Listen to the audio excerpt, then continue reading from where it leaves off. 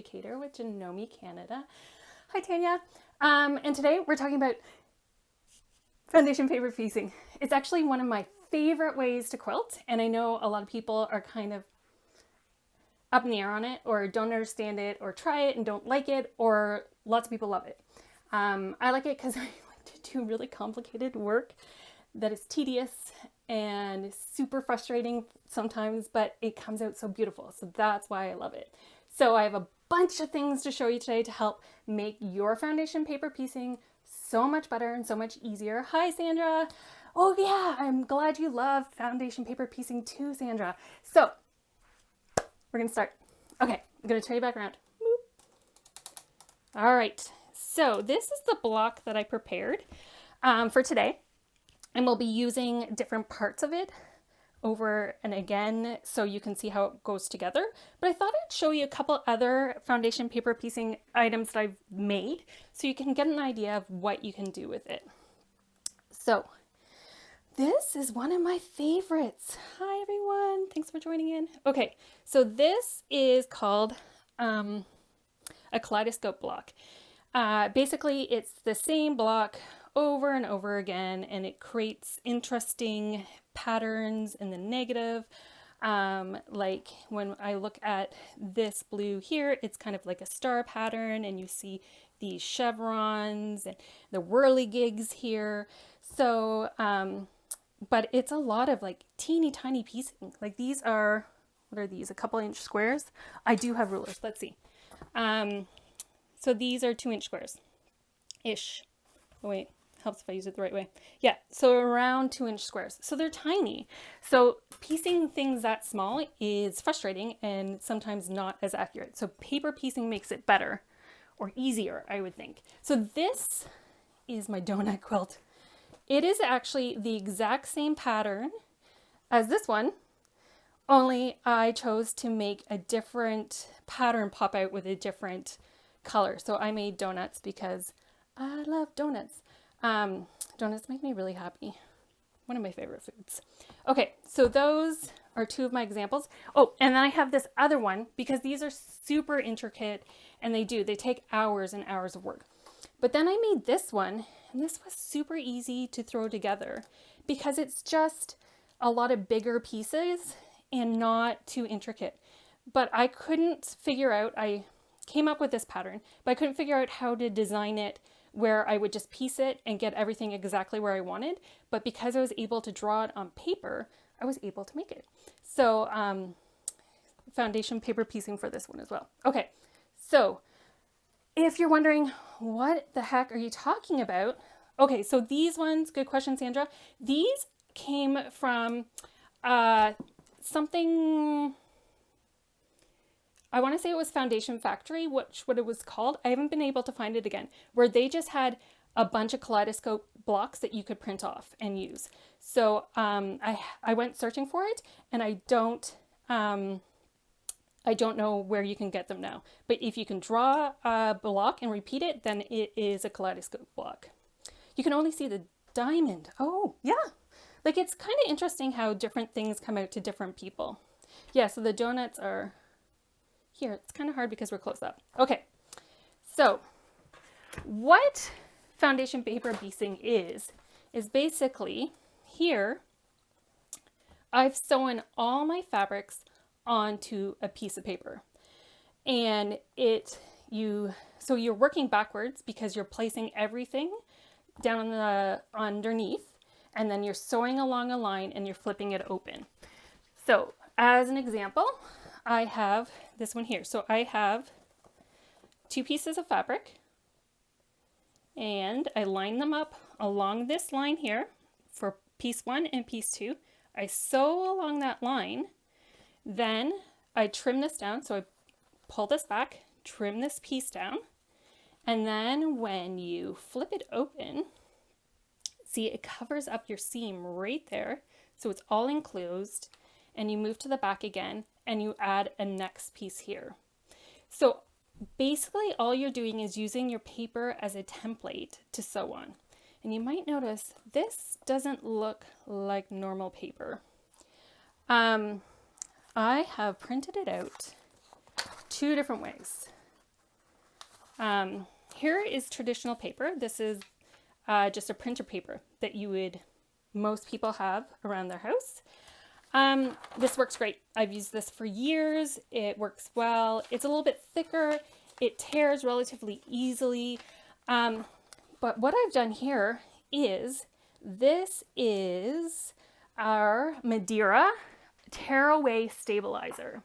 And it comes in sheets bigger than this. And I've simply cut it down to an 8.5 by 11 and put it in my printer and printed just like normal. And the reason why I like the stabilizer, so this is what we have.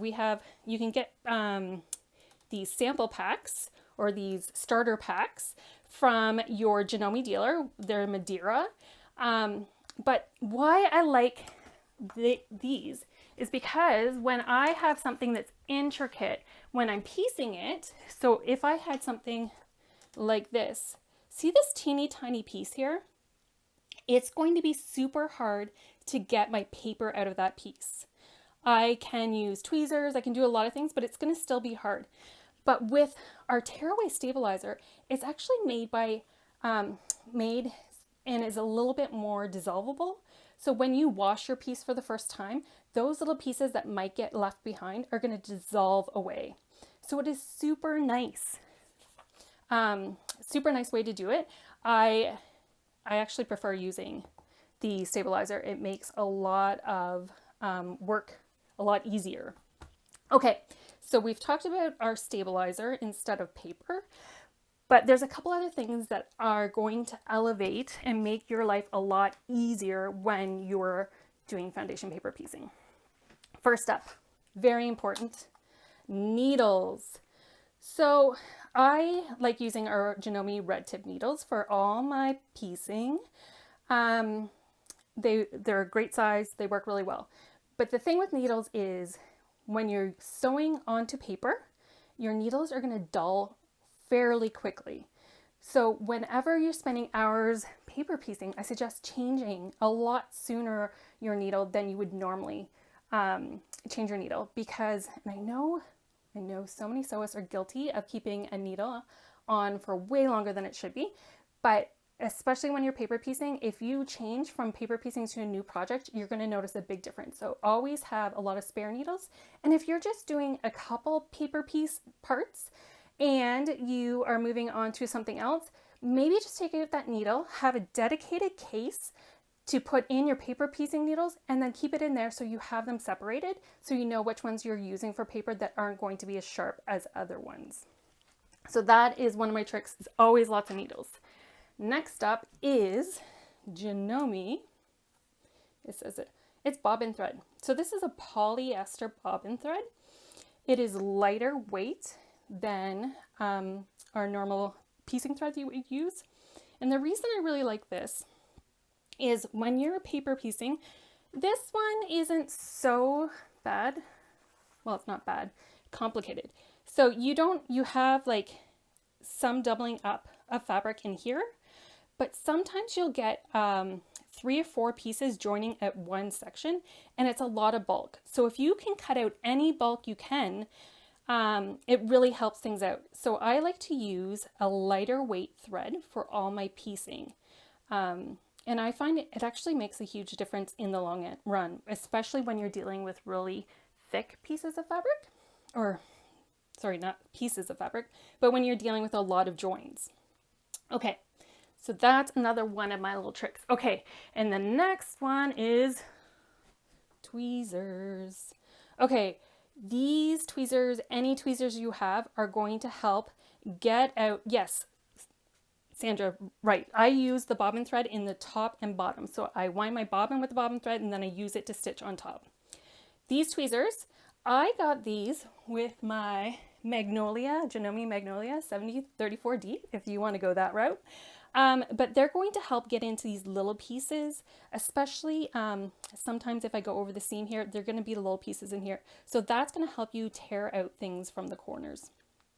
So tweezers always have on hand. And then last but not least, well, there's actually 2 more things, is I'm sewing today on my M7 Continental, and what I really like to use when I'm paper piecing is my HP plate and my HP foot. And the reason I like to use these, our HP plate in combo with our HP foot is going to give you a really precise stitch. And the best part with this foot is when you're sewing, it lines up the lines for you perfectly. So when you're sewing along, oh, my fingers won't do what I want them to do. Okay, when you're sewing along, you'll get that line right in the middle, and that helps you keep everything nice and straight as you're sewing. Okay, I promise I'm going to show you how I sew them. But first, before we get over to the machine, you'll notice I have this shiny white surface under us today. And this is, I'm going to scroll you up, is our Wafer Light Box. Can I go back? So this cool little thing is a light box. It's a daylight box. And it is, a lot of artists use it, but this is going to change your paper piecing. The first time I saw one of these in use was I helped out in a class at a QuiltCon a few years ago, and the teacher was using it for paper piecing. So I'm going to turn it on. Watch your eyes. It's kind of bright. Are you going to go on? Why aren't you doing your thing? There we go. So it turns on, and then when we are putting fabric down, you can see exactly through your paper where everything lines up. This is going to take all the guesswork out. When I'm paper piecing and I'm not using my daylight box or something like this, it's hard to see, especially if you're sewing at night. So you can try out a piece and then flip it open, and you're going to know that it fits perfectly because you've lined everything up first. And if I have, this is the top piece of this one. So I have this new one here, and if I'm using this, I can lay the fabric on top first, so there's not as much lifting and putting it in. So I can lift it. I'm like, okay, this one's going to be good here. But let's pretend I started with this one and I put it here. And my next piece has to go here. So you want to make sure that it's going to cover all areas. And see, I'm missing this part here. So you can fiddle around. Is it going to fit? It's going to be a tight fit, but I can make it work. And then you'll notice here, this line is where you want to line it up. And so it'll want to go under like this. So you can try it out on top first. You're going to stitch along this line. It's going to be underneath when you sew, but you can flip it up and it's going to fit. It's going to be tight, but once you get a lot of practice doing it, it's going to be perfect.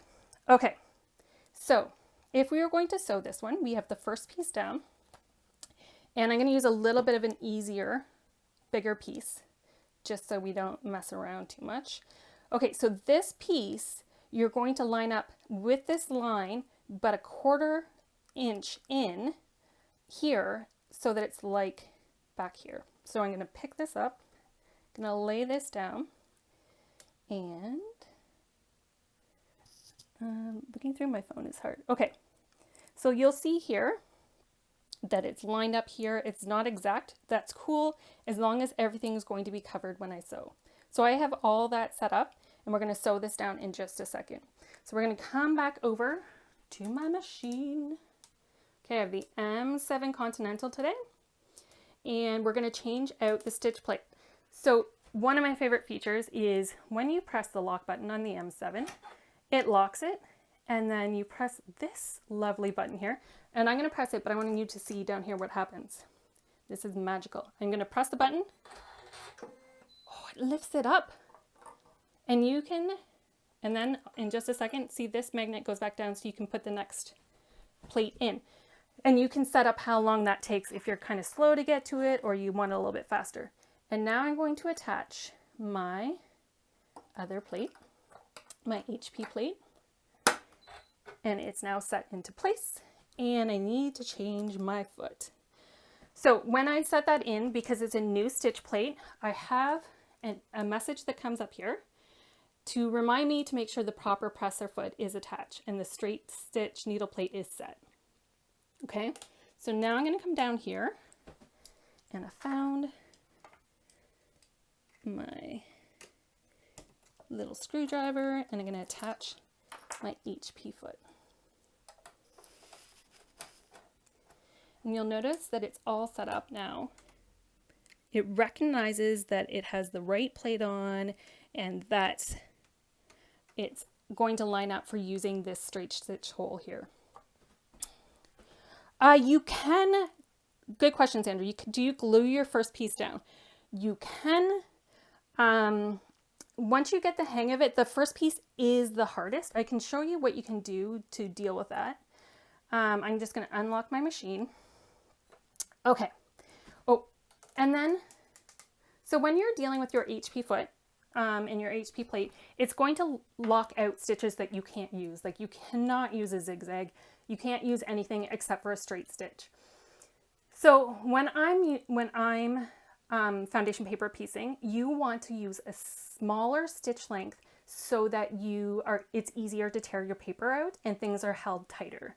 So I go into this little whirligig menu and it brings up quilting. So I'm going to go into quilting, and it now has P for piecing, and it's taken our stitch length from 2.5 down to 1.8. This is perfect for what we need it to do with paper piecing.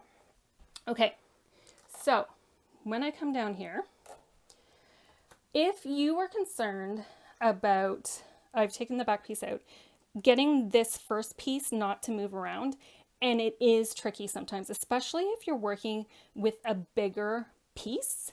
I've had some that are like 5 by 10 inches long, so that's a lot to not move. What you can do, and what I'll show you to do here, is you sew in the seam allowance or further away just a little bit around here, and that's going to tack your piece down. So I'm actually just going to sew in the seam allowance, and I'll show you how that works. So I'm just going to, because it's not a finished part of it, just quickly sew it. Oh, I have racehorse speed on. Okay. Now this piece isn't really going to move as much, which is super nice because sometimes it's super tricky. And now I'm going to go back and I'm going to line up and use my reach around for a second. That's my arm. Sorry. Okay. I'm going to line that back up. So I'm ready. I have that second piece on, and I'm going to put it under. And what I like to do is pick, especially in these pointy parts, put the needle in first, and I'm going to sew ahead. Can I get in there closer for you? Sew ahead a little bit, and then I'm going to reverse. And it's okay, like this is number 10. So if I sew into the 10 section, it's not a big deal. So I've reversed it a bit to tack that down. Because you're pulling paper out, you want to make sure you're tacking it down because it's easy to rip these stitches out and then it's a pain to go back in and fix it. So then I sew to the end, and I even do a little reverse at the end, and I tend to sew right through the seam allowance, and then I cut it, and then it's done. Okay, now I'm going to move you back over to where we were before, and I have my little cutting mat out. So after you finish each piece, because when we pull this back, you'll see I have a big piece here. I'm going to trim that. I'm going to fold the paper back along that stitch line, trim it back to 1/4 inch, just like that. And then when we open it up, it seals in that seam. So that is now sealed within the project, and you're ready to go on to add in the next piece. So everything on most patterns is all numbered out, so you know exactly which piece to add next. Tanya, I really hope you try paper piecing. I think you'll love it. So it tells you exactly where to go, which ones to add next. And I wanted to show you sometimes, So this one is labeled because it has multiple parts. So this is D3. This is for a letter that I'm using, but sometimes you have these little tiny pieces in here and you have to make sure you get those. It makes a big difference, because if you cut this and you're like, I'm just going to go down in 4, it doesn't work. So you have to pay attention to what's going on next. Okay, so once you have, if I'd filled up all this piece, and can I zoom you out? Okay, so that's up to you, Sandra. You can finger press each seam, you can iron each seam, or you can get one of these handy dandy seam rollers. There's a different name for them. I don't really know. This is one I picked up from a store, and you can iron it down with that. I honestly, really, every piece I get up and I iron and I sit back down. It's a lot of up and down, but I find it's better for me to stand up a lot. Okay, so if I had both this piece filled and that piece, this pattern is a little bit different. You can get it online for, I think it was like $3 or less, SimpleSimonandCompany.com. So here they don't have an extra 1/4 inch seam allowance. So I had to add that in when I cut them out. And then you just line up the two pieces. So this is the bottom piece, this is the top piece, and sew them together. So you can just trust that that line is going to make it, or I sometimes find where it's going to join in, and then I take a pin and I stick it in the seam allowance exactly where I think it's going to go, so that it's lined up perfectly. That's up to you and how precise you want to be. I sometimes am not that precise, and I'm okay with that. So yeah, so that's how you attach more sections. And then sometimes things get super complicated. This is another one that I have. Okay, and then it has an A piece, and in the instructions it'll tell you, but you have to sew like the B and C together and the E and D together before you can attach it to the A. And then the DE has to be attached first. So it does get complicated, but trust me, it's like putting together a puzzle. Once you understand the basics of it, it's so much easier. Okay, so I think that's all I have to share with you today. Unless, oh, hello, flipping, hi. Unless you have any more questions on all of that, but really, there are some awesome accessories that Janome Canada has, and you can get those through your dealer. Just ask them for it. We have right now the Wafer Light Boxes and all of the Daylight brand. We have a bunch of products that are at a really good price right now. So if you want to contact your dealer, they'll tell you all about that. The Wafer Light Box is going to have a new product we have is a cutting mat that goes on the light box. So no more getting up and down and all that. You can just cut everything right on the light box. I love that idea. I can't wait to get my hands on them. So our dealers are open. Their stores may or may not be open. Give them a call, tell them what you want, and they'll help you figure that out. Also, coming up this fall, we have a whole whack load of fun classes that we are offering through our dealers. So if you're interested in taking some cool classes with us educators, we'll be doing them live from our homes. And we have exciting things for you. I've been working on an eco-friendly gifts class where we will be looking at fun things to make for foodies. I know I'm a giant foodie. So gifts for your friends, your family. When things get better, we can go to our friends' houses and take a little gift. Anyway, we have tons of classes. So talk to your dealers, tell them you want the classes, and hopefully you will sign up for them and we'll get to see you then. Anyway, thank you so much for joining in. Oh yeah, you have one with the cutter? That's so awesome. And I can't wait to get one. Anyway, have a great day, everyone. Stay safe and thanks for joining in.